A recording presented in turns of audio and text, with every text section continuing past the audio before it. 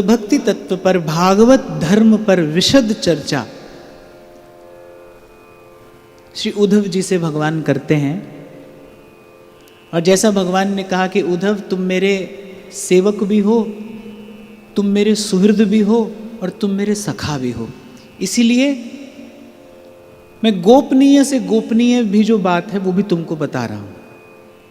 और वो गोपनीय बात भगवान क्या कहते हैं कि जिस प्रकार मैं सत्संग से वश में होता हूं उस प्रकार किसी अन्य साधन से नहीं होता। फिर उद्धव जी ने भगवान से पूछा कि कभी आप कहते हैं कि तत्व ज्ञान की प्राप्ति करो, कभी कहते हैं निष्काम कर्म करो, कभी कहते हैं सब छोड़कर मेरी शरण में आ जाओ, केवल सत्संग करो, तो बताओ हमें करना क्या है, कोई एक मार्ग हमें बताइए।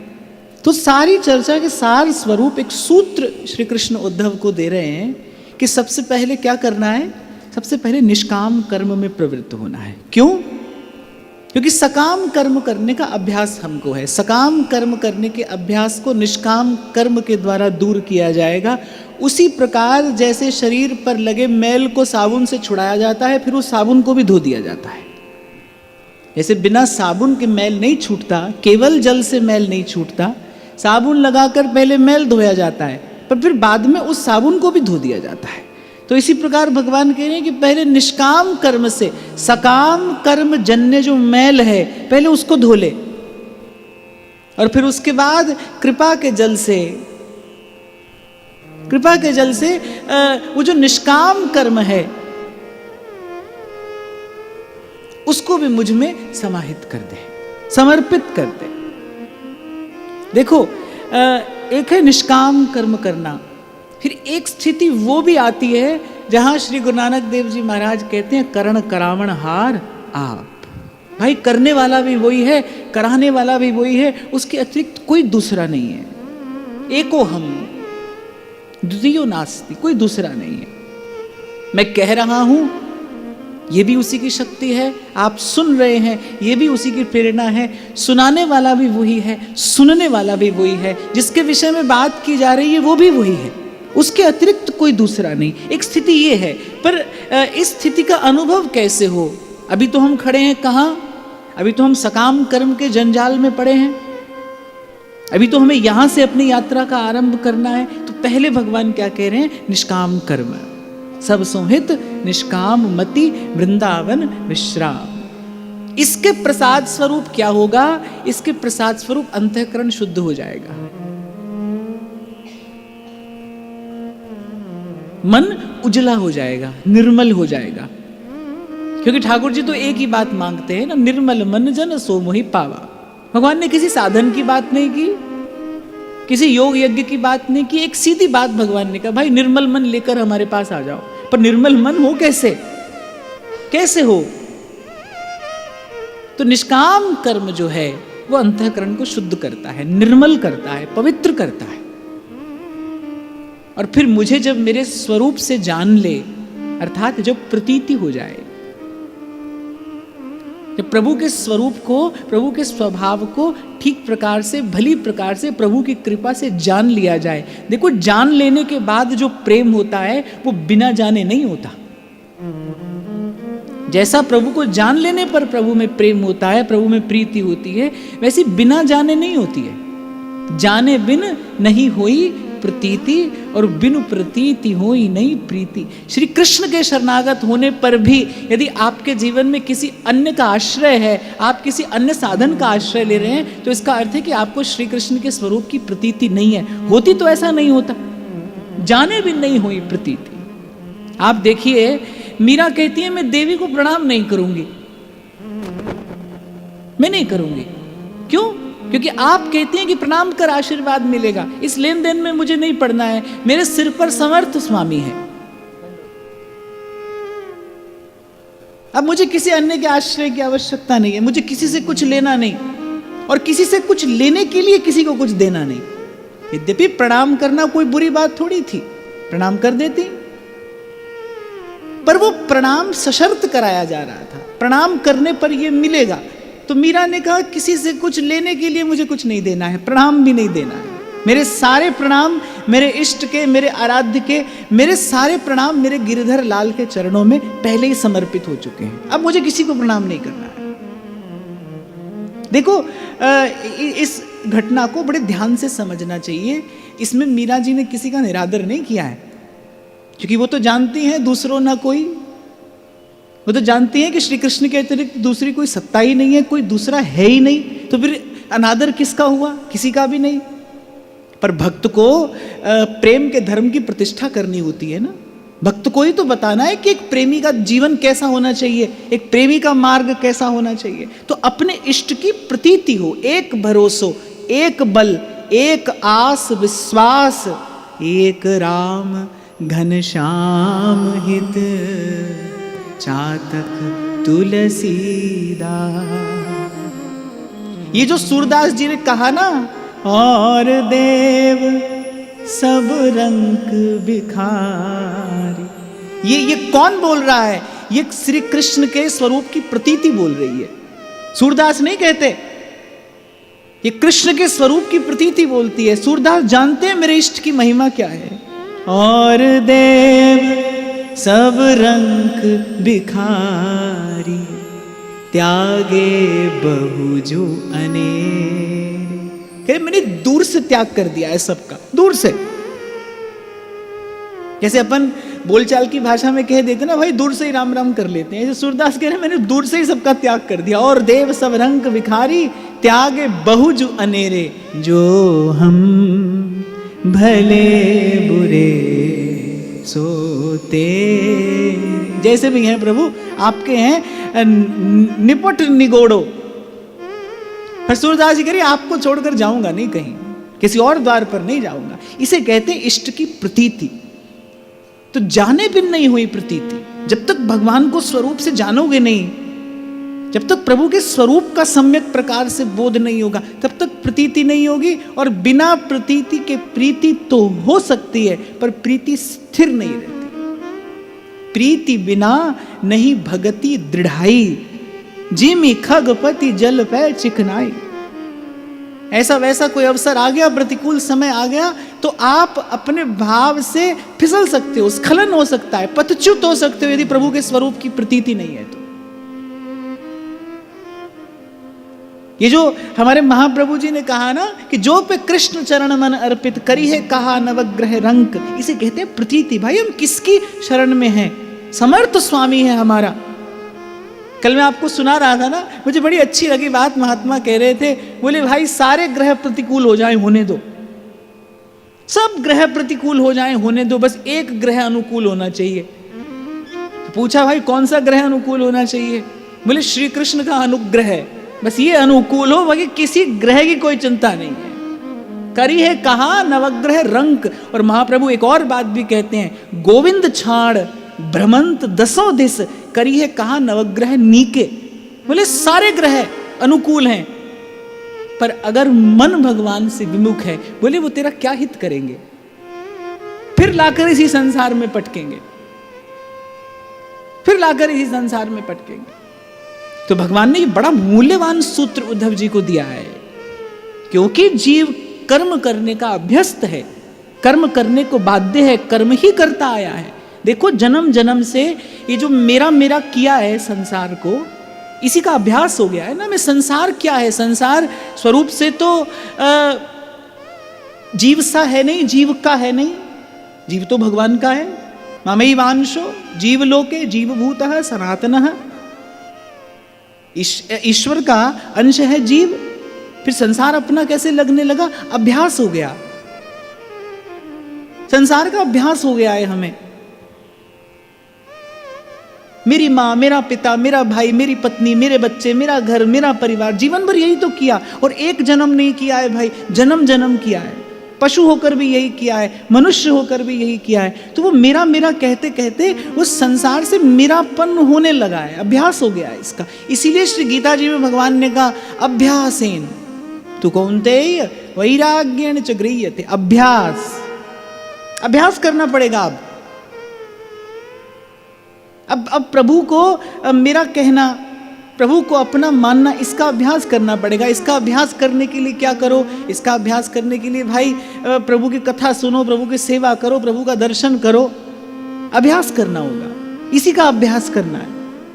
तो भगवान ने कहा भाई निष्काम कर्म करो, उसके प्रसाद स्वरूप क्या होगा? अंतःकरण शुद्ध होगा। अंतःकरण शुद्ध से मेरे स्वरूप का अनुभव होगा, शुद्ध अंतःकरण से मेरा स्वरूप अनुभव होगा, और मेरा स्वरूप अनुभव होने पर फिर मेरी निश्चला भक्ति जीव को प्राप्त होती। यही क्रम है, यही मार्ग है, यही विधि है।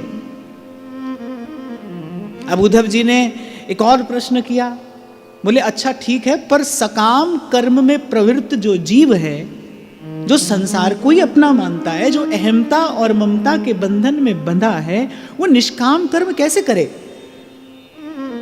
अब मैंने आपसे कहा निष्काम कर्म करिए, पर केवल कह देने मात्र से तो कोई निष्काम कर्म में प्रवृत्त नहीं हो जाता भाई, हो नहीं सकता, हो नहीं सकता।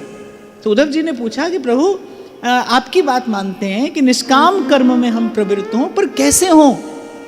जीव तो अहमता और ममता की चक्की में निरंतर पिस रहा है, वो तो संसार को ही मेरा समझे हुए है, संसार के सारे संबंध उसी में उसकी ममता अटकी है, तो निष्काम कर्म में प्रवृत्ति कैसे हो?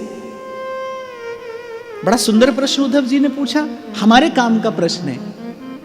हम गा तो रोज लेते हैं सबसो हित निष्काम मति, पर ना सबसो हित होता है, ना निष्काम मति होती है, और इस कारण ना वृंदावन में विश्राम मिलता है। तो निष्काम कर्म में सकाम जीव की प्रवृत्ति कैसे हो? फिर भगवान ने एक बड़ा मूल्यवान सूत्र उद्धव जी को देते हैं कि उद्धव, जीवन क्या है, ये संसार क्या है? उस दिन भी मैंने आपको कहा था, हम संसार को संसार सिंधु कहते हैं, इसको हम भव सागर कहते हैं, पर इस भव सागर में जल किसका है? कौन सा जल है इस भव सागर में? भूल गए?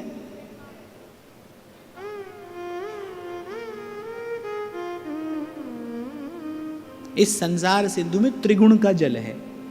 हमारे महाप्रभु जी ने इसको अपने एक पद में स्पष्ट किया, इही डरहि डरप हरिवंश हित, जिन अब भ्रम ही गुण सलिल पर। सलिल जल को कहते हैं ना, तो त्रिगुण का जल इस संसार में भरा है, सत्वगुण, रजगुण, रजोगुण और तमोगुण। तो भगवान ने उद्धव जी को कहा कि निष्काम कर्म में प्रवृत्ति हो, इसके लिए जीव पहले तमोगुण और रजोगुण को नष्ट करके सत्वगुण को बढ़ाए। बहुत समझने की बात है, आपके मेरे बहुत काम की बात है। ये जो 13वां अध्याय है, ये साधक के लिए रसायन जैसा है। भगवान ने उद्धव जी को बड़ी सुंदर विधि बताई, भाई करना क्या है। बड़े बड़े उपदेश प्रवचन सुन लेने मात्र से बात बनती नहीं भाई। कोई आपको एक पग चलना सिखाए, अगला पग कहाँ रखना है, पहले क्या करना है। तो भगवान कह रहे हैं उद्धव जी से, सत्वम रजस्तम इति गुणा बुद्धिर्न चात्मनः सत्वेनान्यतमो हन्यात् सत्वं सत्वेन चैव हि। भगवान ने कहा पहले तमोगुण और रजोगुण को नष्ट करके अपने जीवन में सत्वगुण को बढ़ाइए। पहले आपके जीवन में सत्वगुण बढ़ेगा, फिर क्या होगा? सत्वात् धर्मो भवेद् वृद्धात् पुंसो मद्भक्ति लक्षणः सात्विकोपासया सत्वं ततो धर्मः प्रवर्तते। देखो, आपको स्मरण हो, पूर्व भी मैंने आपको कहा था कि जीवन में धर्म को धारण करने के लिए सदाचार का बल चाहिए। सदा सच बोलो, ये तो सब जानते हैं, पर सदा सच कहाँ बोल पाते हैं? हम नहीं बोल पाते, जानते हुए भी नहीं बोल पाते। जीव जानते हुए भी पाप करता है। देखो, भूल होती है जो भूल से हो, जो अनजाने में हो, पर जीव तो जानते बूझते न करने योग्य कर्म में प्रवृत्त होता है, तो जानबूझकर पाप करता है। ऐसा अर्जुन ने भगवान से पूछा। बहुत बार ऐसे क्षण आते हैं जब नहीं जाना चाहते हम किसी और, पर पहुंच जाते हैं, ना करते भी कर बैठते हैं। कौन कराता है? बोले वो जो गुण है, वो गुण जीव से वो कार्य करा लेता है, गुण गुण में बरतता है, प्रकृति का नियम है। तो भगवान यहां पर कह रहे हैं, सत्वात् धर्मो भवेद् वृद्धात् पुंसो मद्भक्ति लक्षणः। सत्वगुण बढ़ेगा तो जीवन में आपके द्वारा धर्म पालन होगा, और धर्म पालन होगा तो जीवन में भगवान की भक्ति स्थिर होगी। अब धर्म पालन की जब बात आए तो हमारा धर्म क्या है? हमारे आचार्य ने जो हमसे कहा है, हमारे गुरुजनों की जो आज्ञा है, वही हमारा धर्म है। धर्म की परिभाषा अलग अलग है ना, सबके लिए धर्म अलग अलग है। हमारा धर्म क्या है? जो हमारे आचार्य ने हमें आज्ञा दी है। अब आप देखो, क्या हम अपनी आचार्य की आज्ञा का पालन कर पा रहे हैं? हमारे आचार्य की तो पहली आज्ञा है सब सोहित। क्या हम कर पा रहे हैं? नहीं कर पा रहे हैं। कहाँ हो पा रहा है हमसे? किस लिए? क्योंकि इस धर्म को धारण करने के लिए पहले जीवन में सदाचार चाहिए। सदाचारी पुरुष ही अपने जीवन में धर्म और सिद्धांत को धारण कर सकता है, नहीं तो बार बार उसका स्खलन हो जाएगा, नहीं तो वो बार बार अपने पद से गिरेगा। हम कितनी बार शुभ संकल्प करते हैं लेकिन अपने ही संकल्प को पूरा नहीं कर पाते हैं। उसका कारण क्या है? क्योंकि हमारे पास सदाचार का बल नहीं है। जीवन में संयम से, सदाचार से आत्मबल बढ़ता है। प्रभु का नाम जपोगे, सेवा करोगे, निष्काम कर्म करोगे, उसके प्रसाद स्वरूप क्या मिलेगा? आपका आत्मा जो है वो बलवान होगा, आत्मबल बढ़ेगा। आत्मबल बढ़ेगा तो आपके संकल्प सबल होंगे, आपके संकल्प सबल होंगे तभी आपके संकल्प की सिद्धि होगी। नहीं तो भाई यहां से कोई कहता रहता है, सुनने वाला सुनता रहता है, और बस जीवन भर यही कहना सुनना चलता रहता है।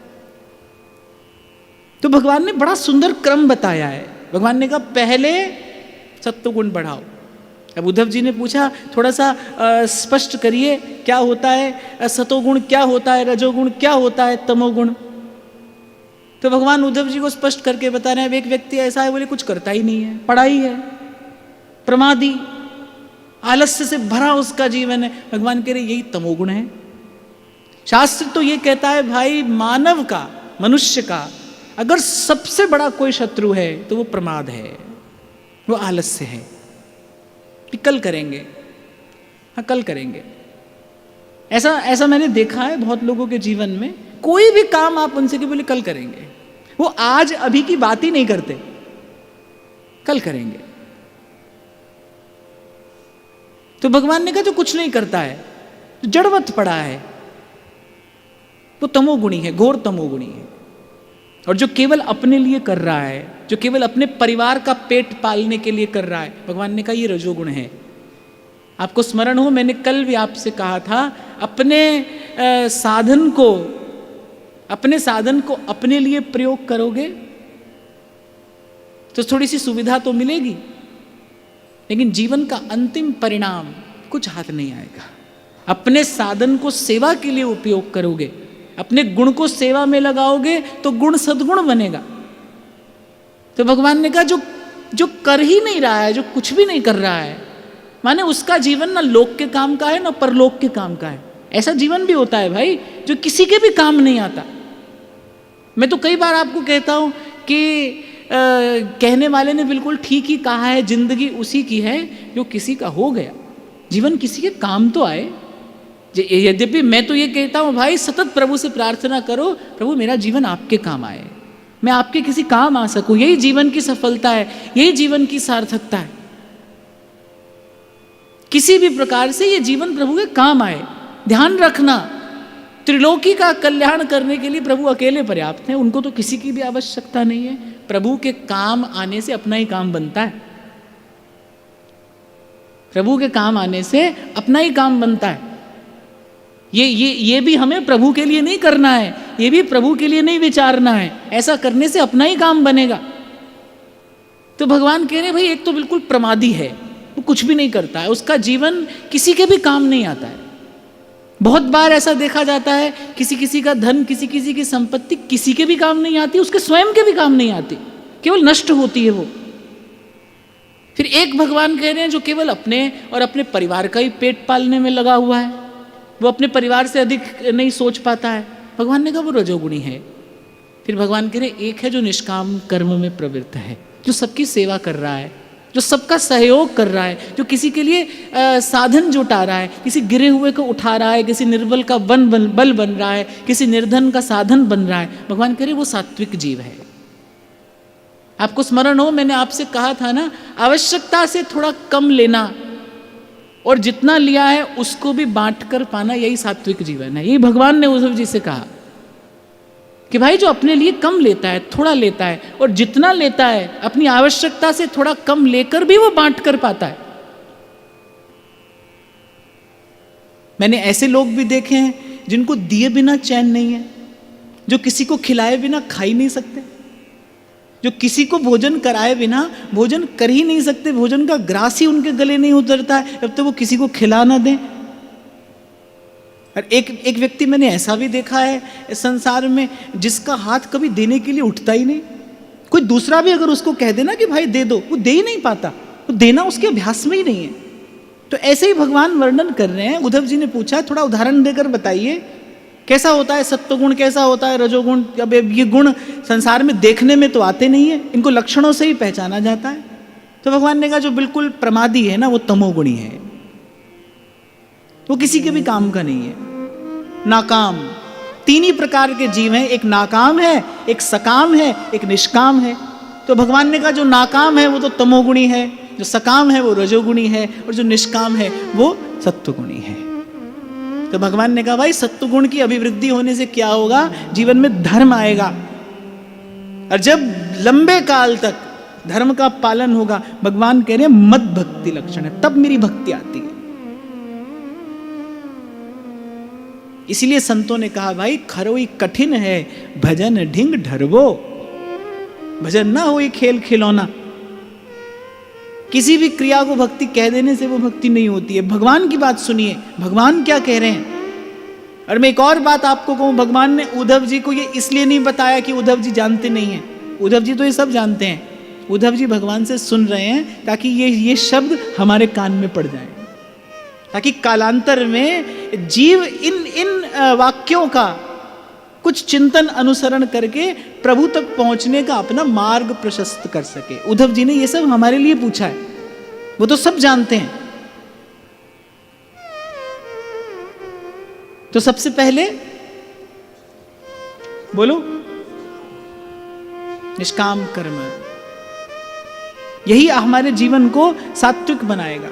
फिर उद्धव जी ने कहा प्रभु आप बड़ी कृपा कर रहे हैं हम पर, सब कुछ स्पष्ट आप बता रहे हैं, अब आप ये भी बता दीजिए कि वो जो सात्विक कर्म है। पहले उद्धव जी ने पूछा सात्विक गुण क्या होता है, भगवान ने कहा ऐसा होता है। फिर उद्धव जी ने कहा ये भी बताइए क्या करने से जीवन में सतोगुण बढ़ता है, ये भी आप हमको बता ही दीजिए भाई क्या करने से सतोगुण बढ़ता है। अब आज तो आप गुरु के स्थान पर बैठे हैं, मैं आपसे ज्ञान प्राप्त कर रहा हूं, तो उद्धव जी ने भी मन में विचार किया भाई पूछने को कुछ रह ना जाए। ऐसा क्षण पता नहीं फिर कभी आएगा कि नहीं आप परम धाम को जा रहे हैं और हमको इसी ज्ञान के सहारे इस संसार में रहना है। उद्धव जी भगवान से कह रहे हैं प्रभु आप जा रहे हैं, ये भगवान के परम धाम जाने से कुछ समय पूर्व की ये वार्ता है। अब भगवान अपने धाम को गमन कर रहे हैं, और उद्धव जी ने कह दिया कि प्रभु मेरी इच्छा यही रहने की है। यहीं से हमने इस वार्ता का आरंभ किया था ना। उद्धव जी ने कहा प्रभु मेरी इच्छा यही रहने की है। पहले तो उद्धव जी ने कहा प्रभु मुझे छोड़ मत जाना, फिर जाने उद्धव जी के मन में क्या आया, एक क्षण के बाद उद्धव जी कहते हैं नहीं प्रभु हम यही रहेंगे, आपकी कथा सुनेंगे, सुनाएंगे, आपकी लीला का गान करेंगे और कराएंगे। और भगवान ने जान लिया भाई, उद्धव जी ने भक्ति का सार जान लिया है, उद्धव जी ने भक्ति का मर्म जान लिया है। उद्धव जी जान गए हैं कि हमारे निकट रहने में इतना सुख नहीं है जितना हमारे भक्तों के निकट रहने में है, जितना सत्संग रहने में। उद्धव जी जान गए हैं, इसीलिए भगवान ने कहा भाई हमारे साथ नहीं जा रहे, बोले सत्संग में रहेंगे, आपके भक्तों का दर्शन करेंगे, आपके प्यारे संतों का दर्शन करेंगे, यहीं रहेंगे। पर यह बता दीजिए यहाँ रहना कैसे है। तो ये जो ज्ञान भगवान ने उद्धव जी को दिया है, ये वो ज्ञान है जिसका अवलंब लेकर उद्धव जी आज तक भगवान का भजन कर रहे हैं। उद्धव जी तो अभी भी विराजमान है ना, धराधाम पर ही विराजमान है। आज तक उद्धव जी भगवान का भजन कर रहे हैं इसी धर्म का आश्रय लेकर, इसी ज्ञान का अवलंब लेकर। इसीलिए श्रीमद् भागवत में इस एकादश स्कंद को अध्यात्म दीप कहा गया है। ये अपने स्वयं प्रकाश से प्रकाशित वो दीप है जो इस मार्ग पर चलने वाले का पथ प्रशस्त करता है। ये अध्यात्म दीप है। तो 10 बातें भगवान ने कही। आगमोपह प्रजादेशः कालः कर्म च जन्म च ध्यानं मंत्रोऽथ संस्कारो दशैते गुण हेतवः। सबसे पहले भगवान ने कहा पढ़ते क्या हो, राम कहानी पढ़ते हो कि काम कहानी पढ़ते हो। सबसे पहला शब्द जो भगवान के मुख से निकला आगम। आगम माने शास्त्र, शास्त्र माने किस प्रकार का अध्ययन है आपका, किस प्रकार के विषय का आप अध्ययन करते हैं। बड़े शौक से मंगा कर लोग मैगजीन पढ़ते हैं कि नहीं पढ़ते हैं। कुछ लोग ऐसे होते हैं जिनको सुबह उठते ही सबसे पहले क्या चाहिए, अखबार चाहिए। सबसे पहले उठते ही अखबार चाहिए, सारे संसार का कचड़ा अपने दिमाग में डालने के लिए। अब कहीं कुछ भी हो रहा है नहीं हो रहा है भाई, देखो पहली बात तो ये चर्चा साधक के लिए हो रही है, व्यवहार में पड़े हुए व्यक्ति के लिए भगवान ये नहीं कह रहे हैं। एक बात सदा ध्यान रखना, श्रीमद् भागवत निवृत्ति परायण व्यक्ति के लिए है, इसीलिए इसे पारमहंस संहिता कहते हैं। ये तो जिसको भगवान की ओर चलना है ना, ये बात तो उसके लिए है। जिसको संसार की ओर जाना है उसके लिए अनेक अनेक शास्त्र हैं। तो इसीलिए भगवान उद्धव जी से कह रहे भाई कहां से सत्वगुण की वृद्धि होगी, कैसे जीवन में सत्वगुण बढ़ेगा, क्या पढ़ते हैं आप। 99% लोग आज के समय में व्हाट्सएप यूनिवर्सिटी के स्टूडेंट हैं, वहां से जो पढ़ाया जा रहा है वही पढ़े जा रहे हैं। आज का सुविचार, आज का ज्ञान और जाने क्या क्या बकबक सुबह ही होते ही शुरू हो जाती है। सुबह होते यही सब आरंभ हो जाता है। सबसे पहली बात भगवान कह रहे हैं क्या पढ़ते हैं आप, सत्शास्त्र का अध्ययन करना चाहिए, क्योंकि जो आप पढ़ते हैं उसका संस्कार आपके मन पर पड़ता है, आपके चित्त पर पड़ता है और बड़ा गहरा संस्कार पड़ता है। सत्शास्त्र का अध्ययन करिए, जिसको पढ़ने से प्रभु में आपकी श्रद्धा और विश्वास बढ़े। ये नहीं कि बुद्धि संशयग्रस्त हो जाए, बुद्धि में अनेक अनेक विकार उपस्थित हो जाए, ऐसी बात न पढ़िए। ऐसी बात पढ़ने का लाभ नहीं, अभी तो बहुत बड़ी हानि है। कितने लोग सुबह उठते ही अपने व्हाट्सएप से गुड मॉर्निंग भेजते हो, बताओ ईमानदारी से। ऐसा तो मत कहो कि कोई नहीं भेजता है, धीरे धीरे हाथ उठ रहा है। हमें देखता हूं कभी कभी ऐसे देखने को मुझे भी मिल जाता है ना, आज का सुविचार, आज का ज्ञान। ज्ञान तो भाई गुरु के पास बैठकर ही पाना चाहिए। वही ज्ञान काम का है, वही ज्ञान काम में आता है, वही ज्ञान जीवन में उतरता है। ऐसे कुछ भी मत पढ़ते चलिए। और ये बात भगवान कह रहे हैं, इसलिए बड़ी महत्वपूर्ण है। कल भी मैं आपको कह रहा था किसी की मानो न मानो, सुनो न सुनो, भगवान की तो सुनो, भगवान की तो मानो। तो भगवान कह रहे हैं सबसे पहले देखो कि पढ़ते क्या हो, आपका स्वाध्याय शुद्ध हो, सत्शास्त्र का अध्ययन करिए। और हम ये विचारें कि हम बड़े सौभाग्यशाली हैं कि इस भारत भूमि पर जन्म लेने वाले मनुष्य को हाथ में गीता, भागवत, रामायण सहज में ही मिल जाती है। मैं तो ये कहता हूं इसके अतिरिक्त कुछ और पढ़ने की आवश्यकता ही नहीं। इनकी कृपा से जब मन शुद्ध हो जाए, भगवान का वो मधुर स्वरूप हृदय में प्रतिभासित होने लगे और रसिकों की कृपा से वृंदावन आ जाओ, तो फिर यहाँ पर रसिकों की वाणियां हैं। कुछ और जानने पढ़ने की हमको कोई आवश्यकता ही नहीं है। वाणियों में भी मैं आपको एक बात अपनी ओर से निवेदन कर रहा हूं कि जब मन लग जाता है, जब मन रम जाता है ना उपासना के किसी भाव में, तो वाणियों में भी कोई बहुत माने